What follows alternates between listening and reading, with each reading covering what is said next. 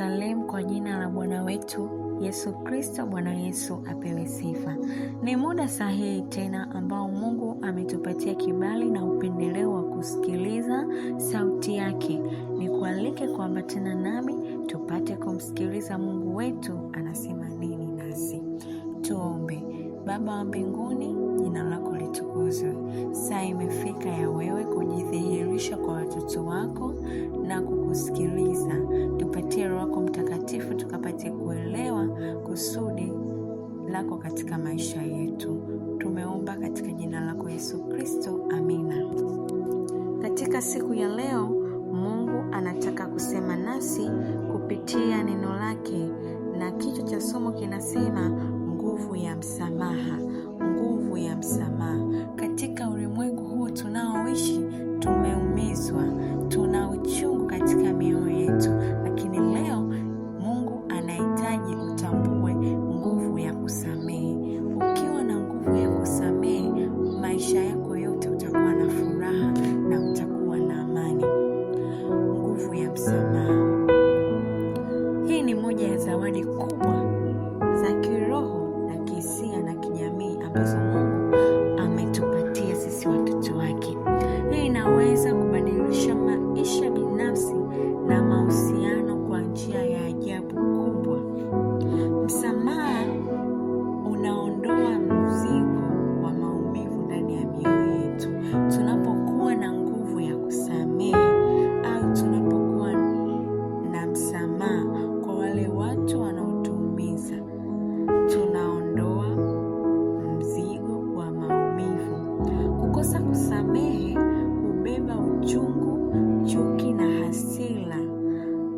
Tukiwa sio watu wa kusamehe, maisha yetu yote yatakuwa ni kubeba chuki, hasira, na vinaweza kutusababishia madhara makubwa katika dunia hii. Msamaha huleta amani ya ndani. Katika Waefeso 4:31 hadi 32, Biblia inatuambia uchungu wote na ghadhabu na hasira na kelele na matukano yaondoke kwenu. Biblia inatueleza Mungu anahitaji mtoto wake aliyemfia pale msalabani aweze kuondoa hivi vitu. Cha kwanza ni hasira.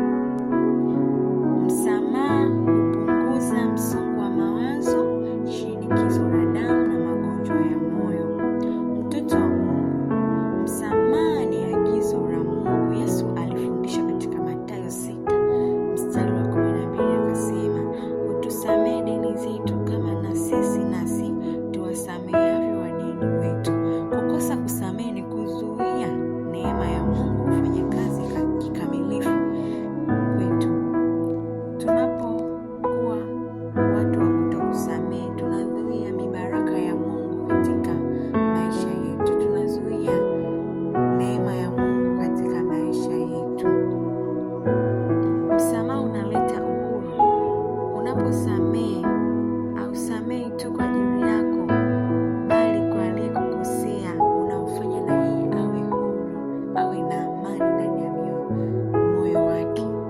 Lakini jambo la mwisho na la muhimu, msamaha ni ishara ya Ukristo halisi. Yesu alisamehe. Aliwasamehe wale watu waliokuwa wakimsulubisha. Ukisoma katika Luka 23:34, Yesu akasema, Baba, uwasamehe kwa kuwa hawajui watendalo. Wakagawa mavazi yake, wakapiga kura. Katika dunia hii tunayoishi, sisi sio malaika. Tunakoseana, tunaumizana, tunajeruhiana, lakini Mungu anasema tusameheane kama yeye alivyotusamehe, akajitoa, akafa kwa ajili yetu, akamwaga damu yake ili mimi na wewe tupate ondoleo la dhambi. Ni neema ya pekee. Basi hiyo neema aliyotupatia Mungu, nasi tuitumie kwa ajili ya wengine.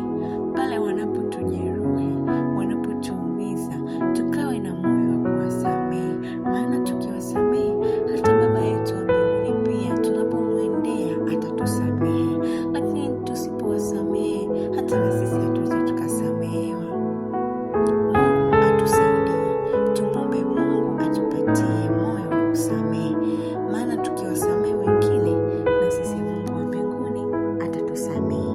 Tuombe.